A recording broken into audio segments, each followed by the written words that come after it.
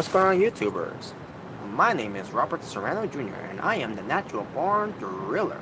And welcome everyone to WWE NXT TAKEOVER Brooklyn 4 review, the show from August 18th, 2018, with the attendance of 14,896 NXT fans in attendance.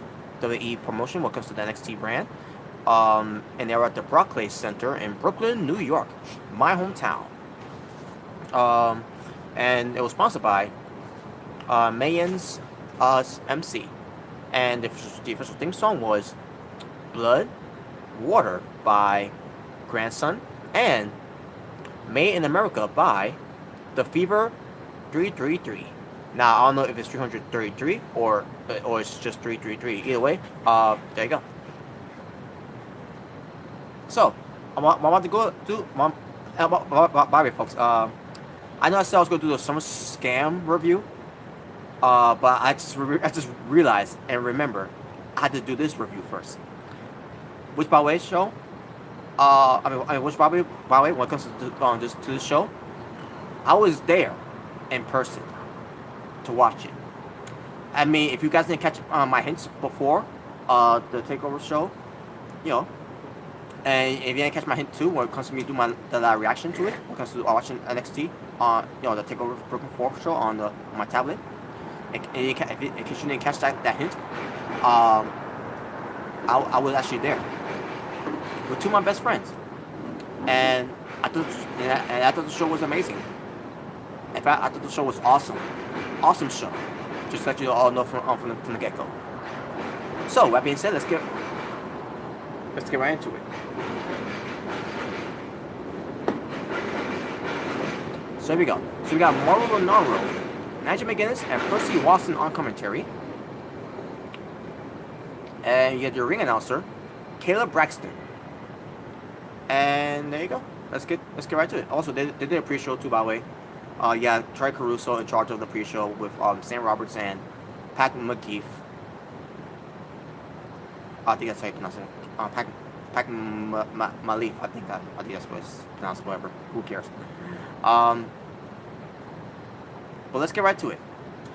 The opening match was the tag team match for the NXT Tag Team Championship, less than 18 minutes and 6 seconds, with the Undisputed Era, Kyle O'Reilly and Roderick Strong, who knows how to, you know, what's the one thing they always do when it comes to Undisputed Era?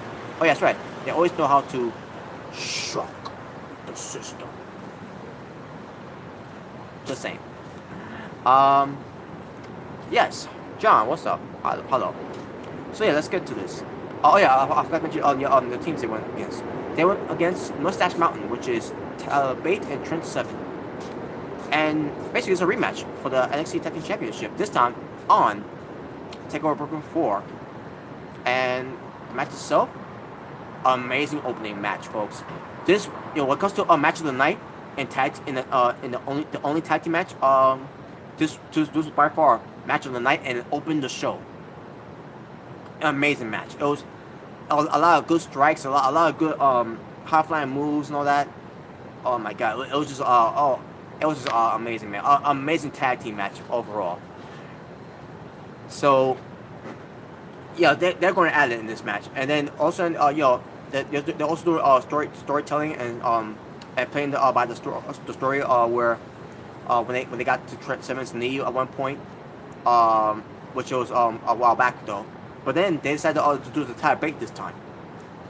Tyler Bate was being worked on his knee, his left knee.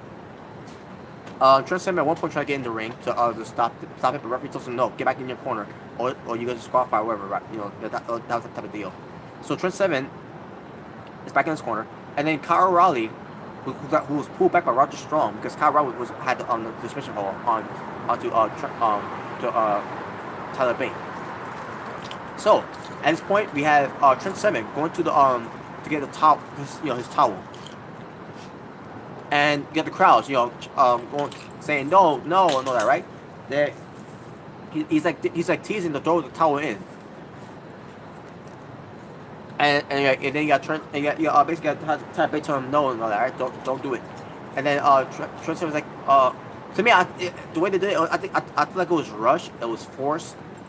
Because I'm sure his knee was worked down for the from the middle of the match, but as soon as I got the submission hold on and everything, it's not like he was in it for a long time. I mean, like when they did it on the regular NXT show, it makes sense right there. And I feel like it was rushed, and I feel like it was forced. I feel like that Trent Seven couldn't handle the pain anymore. Because he was in it for a long time. But when Tyler Bate there, I feel like he wasn't in there for that long. That's why I felt like it was too forced, and it was just like it was too rushy to do that. But basically, Trent Seven, what does he do? He throws away the towel instead, and then he gets a hot tag in the end. So basically, at the end, basically, yeah, Mustache Mountain trying to go for the win here, right? But Roger Strong cuts off Tyler Bate, and then they take out Trent Seven with the high-low finish. And then we get the win. Undisputed Era, who knows how to shock the system. Just saying. They won. I knew they would. I knew they would. And after the match, we get Hanson and Rowe, War Raiders, attacking them to let them know that they're coming for them for the NXT Tag Team Championship. So yeah, war, and basically they ended by doing the fallout on Kyle O'Reilly, and there you go. So yeah, amazing tag team match that opened the show, and then we get to the next match. We get the Velveteen Dream versus EC3. This match lasted 15 minutes and 3 seconds. This was the weak match on the card, but it was still a good match though, a good classic match. Velveteen Dream made an entrance from the stage. Coming out of the stage basically.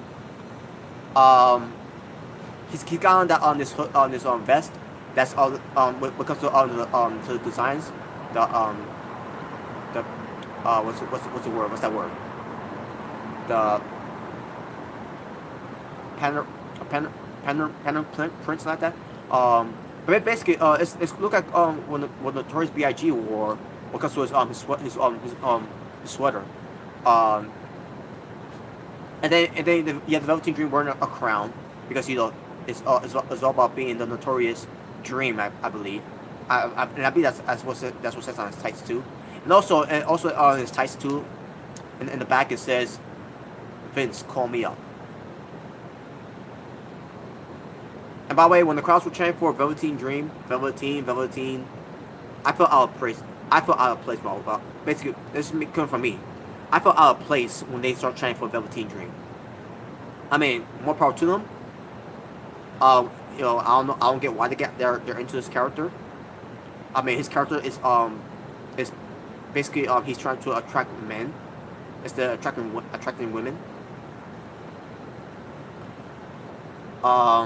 So yeah, they're into the Velveteen Dream. Me, I'm not into him. I don't mind seeing him wrestle as long as he doesn't do any fruitcake shit. So yeah, it's whatever. But at the end of the day, I want to see EC3 win here. Now, as far as this match was, like I said, it was a fun classic match. wasn't the strong match on here, but still good for what it was. I still enjoyed the match for what it was. And in the end, but I should mention the EC3 at one point got cut from under his eye, I believe. It looked pretty bad, but he was alright though. He looked like he wasn't in it that much, but in the end, the Velveteen Dream went for his Dream Valley driver on the ring apron, and he goes on the top rope to go for his Purple Rainmaker elbow drop, while EC3 was on the apron and hits him with it, and then EC3 rolls in the ring. Velveteen Dream gets in the ring, goes for a pin, and gets the 3 count in the win. So yeah, Velveteen Dream wins. I'm like, wow. In my personal opinion, the wrong guy won the match. I feel like EC3 should have won this match, because EC3 has not competed. I mean, Yes, he has competed a takeover, but one time. That was during the WrestleMania weekend. But yet the Velveteen Dream has competed more takeover events. And sure, Velveteen Dream may not win so many takeover events. So far, this is Velveteen Dream's second win on a takeover show. One was against Cassius Ohno, and the other one, EC3. To me, I think EC3 should have won. And that's how I feel. Before I get to this next match, we get who's in the crowd. Mark Henry was in the crowd. Kevin Owens was in the crowd to watch this next match. They were sitting next to each other, by the way. But I think before that, yeah, Matt Riddle. Matt Riddle, who's a former MMA fighter, and who's now a wrestler. He's now gonna be part of NXT. When he's gonna show up, I have no idea. And we'll see how he turns out. But yeah, Matt Riddle's there, so. Now get to the next match. For the NXT North American Championship, you get the one and only Ricochet, the challenger, to go up against the North American champion himself, the leader of the Undisputed Era, who knows how to shock the system. The Panama City Playboy himself, Adam Cole, baby! And this match lasted 15 minutes and 19 seconds. Amazing match, folks. When it comes to a one-on-one match, this was match of the night. This was a show stealer. So Ricochet and Adam Cole going at it, right? Adam Cole at one point is out wrestling Ricochet, because that's what he is. He's a wrestler. And Ricochet is nothing but a spot monkey and all that, right? And Adam Cole is telling Ricochet that you ain't special. You ain't special. So Ricochet at one point shows that he is special, and he basically outperforms Adam Cole at one point. Ricochet is flying over the place on Adam Cole. Adam Cole is doing some good offense moves and heel moves and all that. And Ricochet at one point went for a springboard moonsault, but Adam Cole caught him in midair with a super kick to the neck. Some people thought it was to the head. No, it was actually to the neck. Like holy shit, that was awesome. Adam Cole trying to go for the finish, but Ricochet managed to counter it. And then Ricochet was going for his finishing move, 630, but Adam Cole rolls out the other way. And then Adam Cole's on the apron, right? And Ricochet runs around the ring to go for a hurricanrana to Adam Cole while he's on the apron, off the apron onto the floor, brings back into the ring. Adam Cole at one point he basically was in shock and all that, right?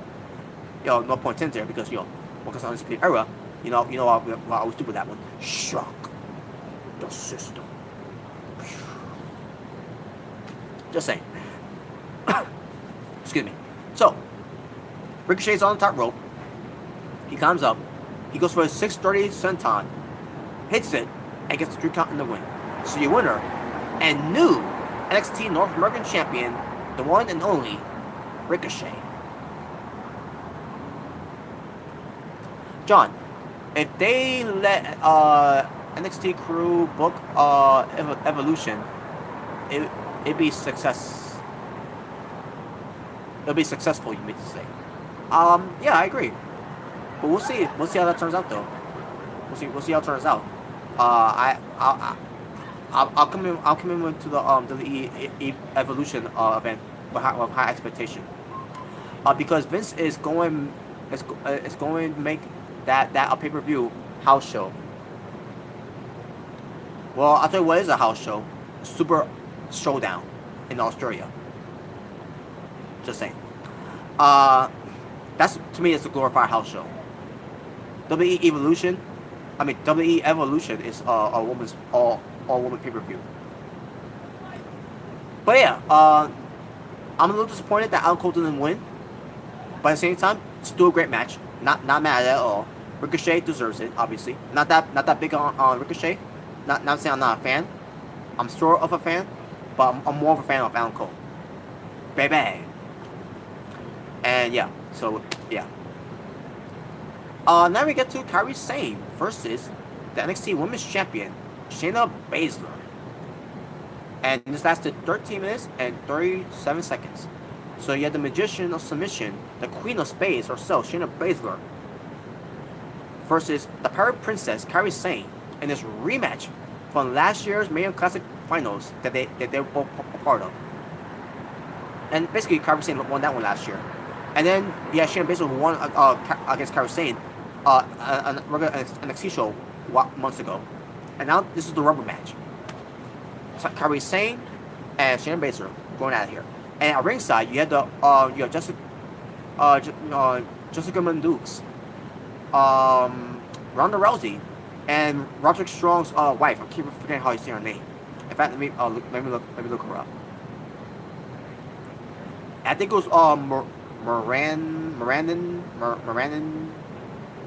But maybe I'll double check though.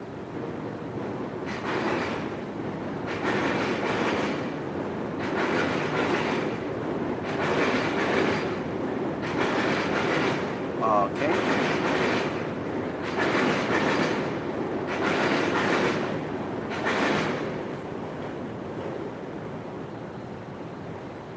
I can't find it.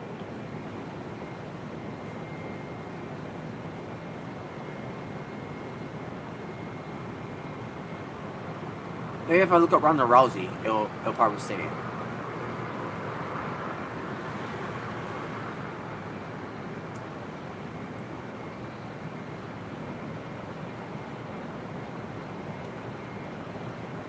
Yeah, maybe if I go to Ronda Rousey's name instead, I'll probably find it more. I'll probably have better luck finding it. In fact, maybe we'll talk about Ronda Rousey. Maybe go over Roderick Strong. Obviously, Roderick Strong. You know, he's the husband, of course. All right, her name is Marina Shafrar. I think that's how you pronounce the last name. Safari. Oh, about they're engaged. They're not married yet. They're just engaged. You know, fiancés. You know. But there you go. But they're in the crowd, and Ronda Rousey got booed. Even though these were the same crowds, from that arena, that went to SummerSlam, and they cheered for Ronda Rousey against Alexa Bliss.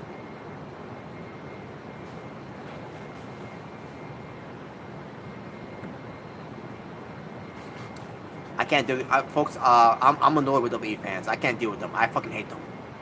I don't care if I was surrounded by them on NXT TakeOver, but also when it came to SmackDown, yeah, I hate them. Fucking hate them all. Bunch of try-hard geeks. But anyways, as far as this match was, this was a great match.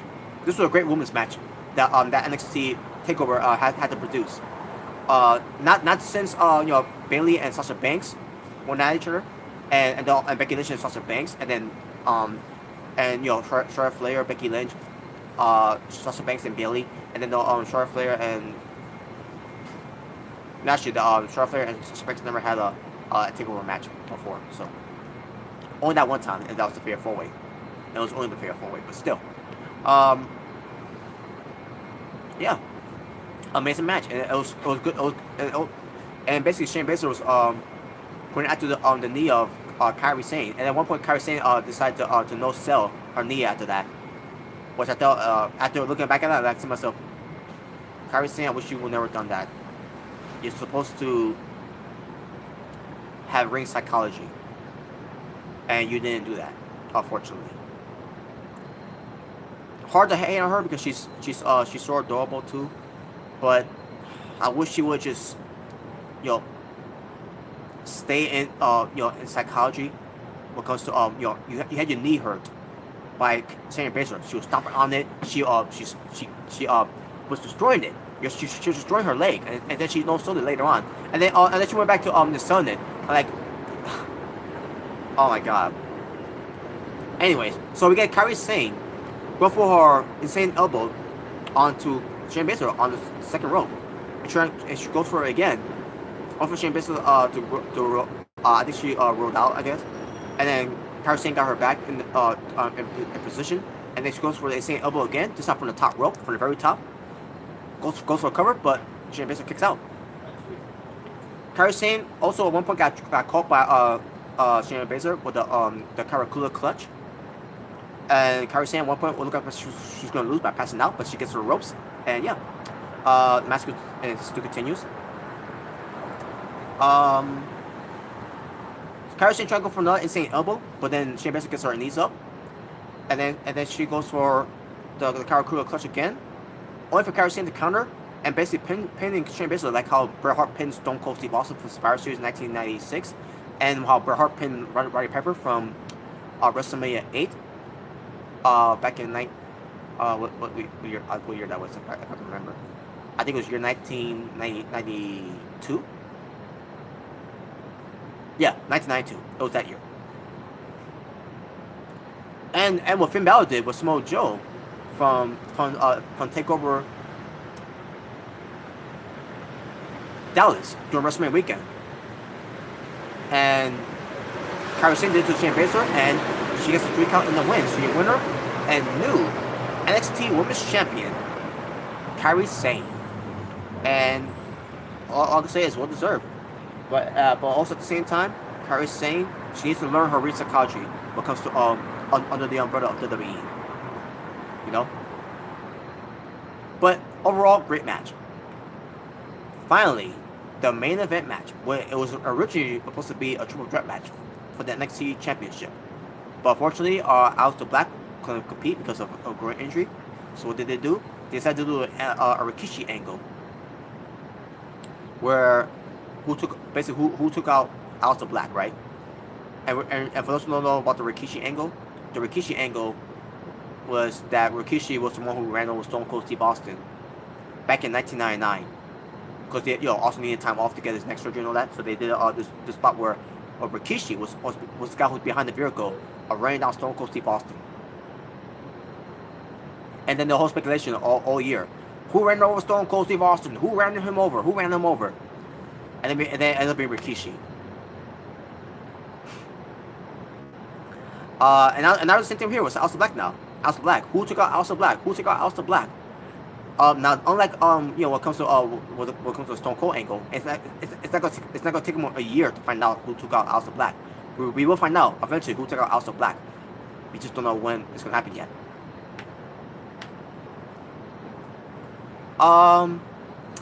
John, you said I think they're gonna do Loshari versus Kairi Sane on WrestleMania weekend. I think you're right. I think they will be. I think they will do that. That's only if Kairi Sane holds on to the title. But here's another thing too. With Kairi Sane being the women's champion, and also if Loshira wins the main classic tournament, then they're going to do that match at WWE Evolution. They'll do that at their WrestleMania weekend. Do you like Rhea Ripley? Yeah, I think she's a very good wrestler. She's very attractive, and she's got a new look now, which is good. It's fucking good. She's fucking good. I think it should be Ono. Oh, you mean Ono should be the one who's behind the attack of Aleister Black. We'll see. We'll see what it ends up being. But yeah, I think that's a good way to do his heel turn too. But we'll see. We'll see if they do that. But yeah, but because Aleister Black couldn't be couldn't compete, this ends up being the feud of the year in WWE. Tommaso Ciampa versus Johnny Gargano. Last man standing match for Tommaso Ciampa's NXT Championship. Tommaso Ciampa, the Sicilian psychopath, the Blackheart, the Devil, versus Johnny Wrestling, the Rebel Heart, the Angel. I gotta come up with something, you know. Johnny Gargano. This match lasted 33 minutes and 42 seconds. This match, folks, was fucking incredible. May I first say one thing. Johnny Gargano, he was in channeling. I mean, he had ring attires on and a vest, right? His ring attire and his vest was Venom. You know how his emoji symbol when it comes to the Johnny Gargano emoji that he's got every time. It was Venom. It it was fucking cool, fucking awesome. So, and then Tommaso Ciampa, being the heel, no music and all that, he's get booed. And by the way, when I was in that crowd, there were some people that did cheer for Tommaso Ciampa, but I was one of those people that booed him. I love Tommaso Ciampa, but he's a heel, and because he's getting that heel reaction, I gotta give him that heel reaction too. I gotta stick to kayfabe here. So I did the kayfabe route, and I decided to boo Tommaso Ciampa, and I decided to say fuck you Ciampa, not for real, I don't say that to I'm not saying that that's not I don't really feel that way about Tommaso Ciampa. It's just me being a character, me being playing kayfabe. That's what I was doing. So yeah, I was being part of the show when it comes to booing Tommaso Ciampa, because that's what a wrestling fan do. A wrestling fan boos the heel. But because Tommaso Ciampa is well deserved to be booed. Unless you're one a cool heel like Undisputed Era, obviously they get cheers. And they get some boosts too, but they're popular. But anyways, let's get to this match. So Tommaso Ciampa, Johnny Gargano, they're going at each other. Highlights of the match: Ciampa goes for the air raid crash on Gargano through the broadcast table, and then Gargano stood up at a count of 9. Ciampa performs the Project Ciampa on Gargano, not once, not twice, but 3 times. And Gargano stood up at a count of 9. Gargano goes for a super kick, and who was and who was seated on the chair, by the way. Gargano, basically Gargano super kicks Ciampa who was sitting on the steel chair. Ciampa performs a little double underhook face buster, which is he calls it the devil's wing. Basically, like how Christopher Daniels does that move, but he calls it the angel's wings. Well, because Tommaso Ciampa's being the devil, because we had the one fan calling Ciampa the devil, saying "You're the devil" at one point. He calls it the devil's wings on Gargano on the steel steps, and Gargano stood up at count 9. Gargano goes for the straight shot DDT, which he calls the fairy tale, on the exposed wooden board that was exposed by Ciampa, but Ciampa gets up at count 9. Ciampa then goes for a running knee smash with a steel chair to Gargano, but before that happened, Gargano was trying to go for super kick to Ciampa, but then Ciampa got out of the way, and then Gargano super kicks, basically accidentally super kicks a WWE staff instead. Shades of what happened with Bret Hart and Shawn Michaels. When Shawn Michaels tried to go for a super kick to Bret Hart, but then Bret Hart got out of the way, and then Shawn Michaels accidentally kicks, super kicks Tony Chimbo instead, back at WrestleMania 12 in 1996. It was like that. And then Tommaso Ciampa goes for the running knee smash with a steel chair, and then the barricade that was near the timekeeper's area collapsed. And then also Ciampa is burying Gargano with a steel chair, the piece of the barricade. The W staff. He grabs the W staff guy and he puts out Gargano. Like, what the fuck is this? I cracked up when I saw that. And then they start doing the desk chairs. Doors on the desk. The bell.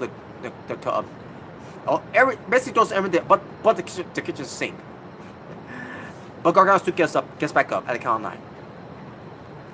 Oh man, that was a funny moment though. That was a funny moment when Ciampa grabs that knocked out staff guy and puts him on Gargano. That was funny. But anyways, and then Ciampa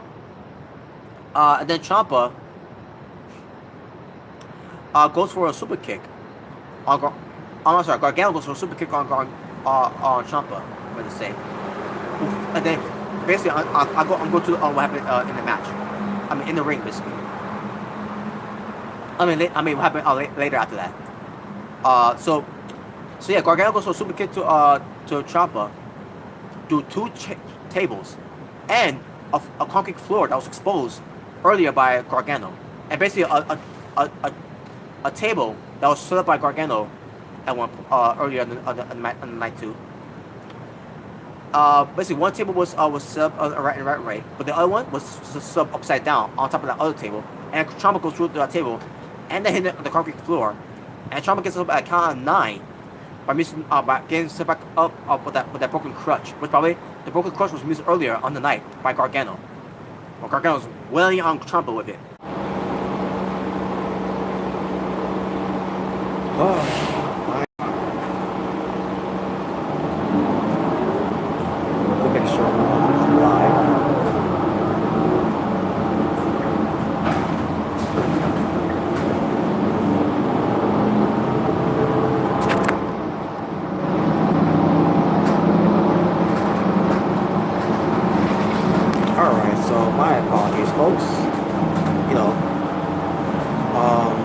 I don't know what happened. I lost connection when I was talking about the ending of the match, and basically I was getting close to the end of the match talking about that, and also I lost connection. I don't understand why. I don't get it. I don't understand compound technology sometimes, but whatever, right? But let me continue on now. So I'm about to go end the rest of the results of the match. So basically, so like I said, before I lost connection, Ciampa he picks himself up with a broken crutch. Gargano missed on him earlier, and he's walking away. Gargano goes up to him, basically on the alleyway, kicks the crutch away. And they're fighting on the ramp. He gets him, ramps him into the LED upstage, Shows what happened from TakeOver Chicago from last year. And then Gargano, I forgot to mention one thing by the way too, folks. I didn't get to mention this because I failed to mention it too. But Ciampa had handcuffs. He tried to cuff Gargano, but Gargano sees that he was trying to use the cuffs on him. And Gargano uses it against him. And he's going to try to handcuff him from the behind him, right?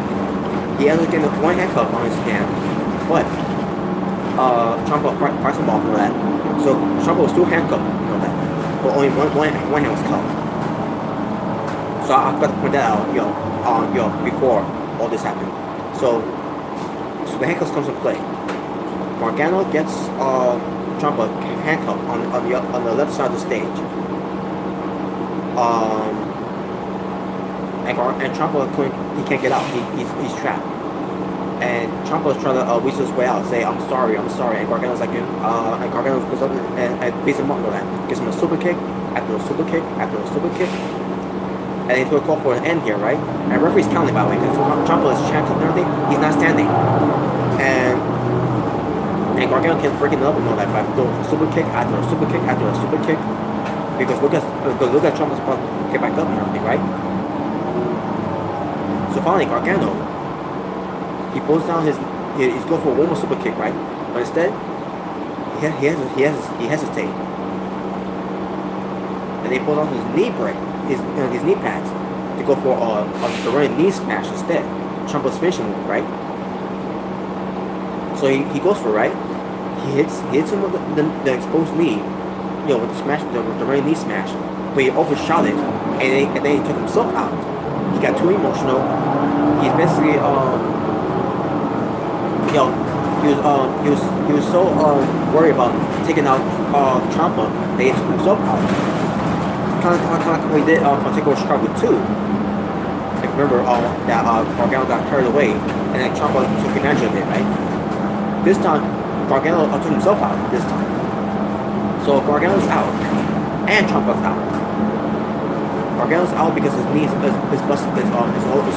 damaged. And and then Ciampa was knocked out on stage, handcuffed and everything, right? So the referee's counting. Gargano's trying to get back up, and the referee's getting to the count of 9, and then Ciampa lands on his feet off the stage to answer the count of 10. Gargano couldn't get back up because his knee's been damaged. And the match ends with Ciampa being the last man standing, ending the match, still NXT champion. Wow. And that was the end of the show. What a match. So that being said, I'm going to go back to the matches again. And I'll give you star ratings. I'll give you my overall showing how about the show too. So here we go. Undisputed Era defeats Mustache Mountain to retain the NXT Tag Team Championship in 8 minutes and 6 seconds. 4 star. Velveteen Dream defeats EC3 in 15 minutes and 3 seconds. 3 stars. Ricochet defeats Alan Cole to become the new NXT North American Champion in 15 minutes and 19 seconds. 4 star. Kairi Sane defeats Shayna Baszler to become the new NXT Women's Champion in 15 minutes and 37 seconds. 3.5 out of 5 stars. And finally, Tommaso Ciampa defeats Johnny Gargano in the last man standing match to retain his NXT Championship in 33 minutes and 42 seconds. 4.5 out of 5 stars. My overall strength for the show, 8 out of 10. An awesome show this was. So that being said, thank you all for watching. And if it's your first time watching me, my name is Robert Serrano Jr. At your boy Driller. Please subscribe. And if you enjoyed this review, thumbs up. If you did it, choice down. Thumbs down. Choice is yours. Yours alone.